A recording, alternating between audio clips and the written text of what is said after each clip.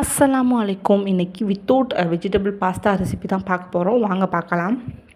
அதுக்கு ஃபஸ்ட்டு ஒரு கடாயில் 2 செம்பளவுக்கு தண்ணி ஊற்றி அதில் 1 டேபிள் ஸ்பூன் உப்பு 1 டேபிள் ஸ்பூன் அளவுக்கு எண்ணெய் ஊற்றி நல்லா கொதிக்க விட்டதுக்கப்புறம் 1/2 கிலோ பாஸ்தா பேக்கெட்டில் அரை பாஸ்தா போட்டு அதை 10 நிமிஷம் நல்லா வேக வச்சு தண்ணியை ஃபில்ட்ரு பண்ணி எடுத்து வச்சுக்கிட்டேன்.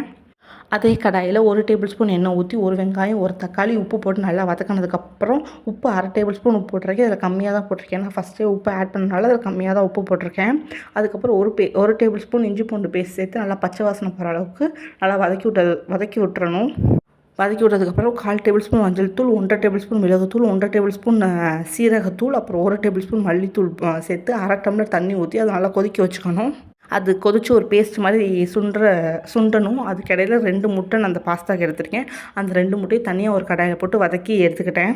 தண்ணி சுண்டதுக்கப்புறம் பாஸ்தாவை ஆட் பண்ணி நல்லா மிக்ஸ் பண்ணி முட்டையும் போட்டு மிக்ஸ் பண்ணி எடுத்தால் சூப்பரான பாஸ்தா ரெடி.